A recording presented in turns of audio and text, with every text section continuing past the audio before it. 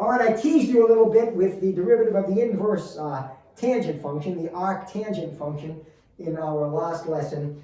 Today we take up the derivatives of the inverse trig functions.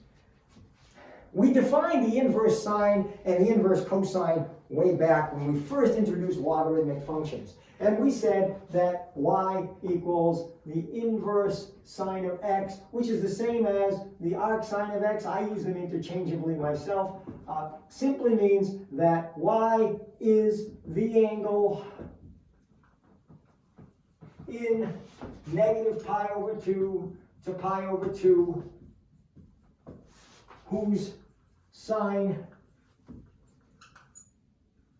is x. So the inverse side, no, y is now the angle as opposed to being the trig function value. And the sine itself, the trig function value, is x. So, for example, the inverse sine of 1/2, the angle in negative pi over 2 to pi over 2, whose sine is 1/2, is pi over 6.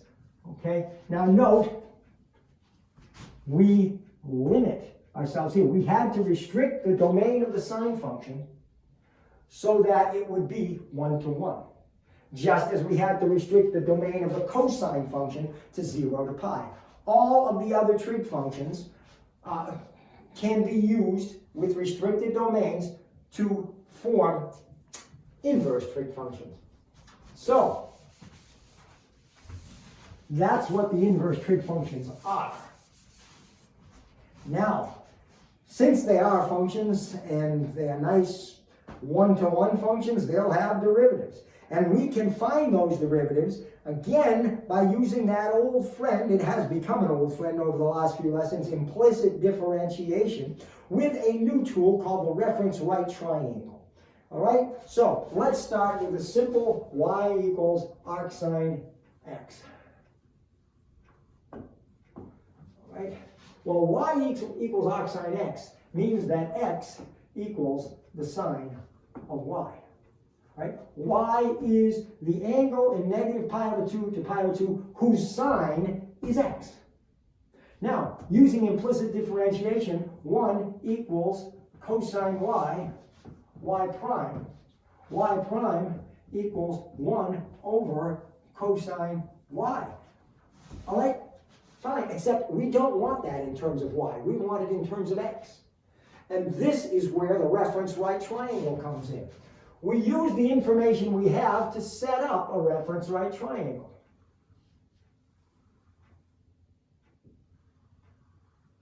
All right? Y is the angle whose sine is x, opposite over hypotenuse.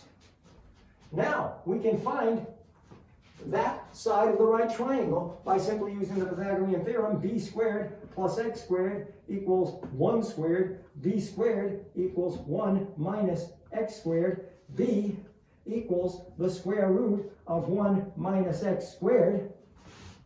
That means that that third side is the square root of 1 minus x squared. And the cosine of y, adjacent over hypotenuse, the cosine of y is the square root of 1 minus x squared. And there is the derivative of the arcsine or the inverse sine of x. And we could do that with all of the trig functions, or the inverse trig functions. Let's do one more. Let's just do the tangent. All right? Just to see how easy it is, and in case I ask you to do one on the quiz. All right, y equals, and I'll write it as inverse tangent this time, doesn't matter, which means that x equals the tangent of y, which means that 1 equals secant squared y times y prime, which means that y prime equals 1 over secant squared y. We don't want y, we want x. So again, we draw our reference right triangle. A handy tool, indeed. Okay, y is the angle whose tangent, opposite over adjacent, is x. c. C squared equals 1 plus x squared. C equals the square root of 1 plus x squared. Therefore, what we have up here is just that, the square root of 1 plus x squared. 1 over secant squared y. The secant, being the reciprocal of the cosine, is hypotenuse over adjacent. The secant of y is the square root of 1 plus x squared. Secant squared is simply 1 plus x squared. And there is the derivative of the arctangent or inverse tangent of x. So, let's now, and you saw that, by the way, in that last video with that long logarithmic differentiation problem. But that's where it comes from. Let's just sum up the derivatives of the inverse trig functions and point out a couple of very important points about them. Okay, how do I write this? Yeah, I write it that way. All right, here's y, and here's dy dx.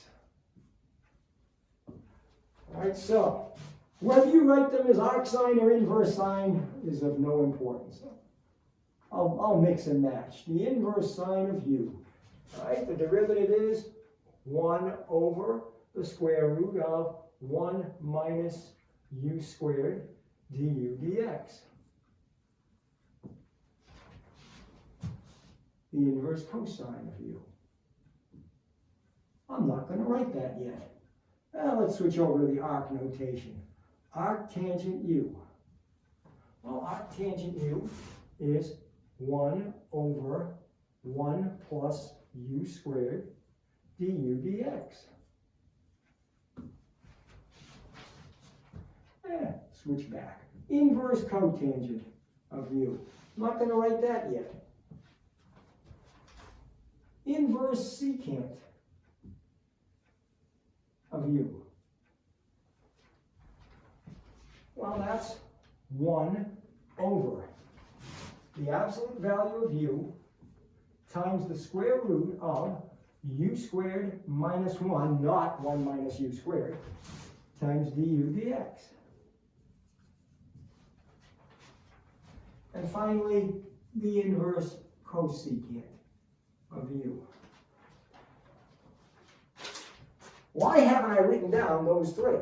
Inverse cosine, inverse cotangent, inverse cosecant. Because I want to point out something.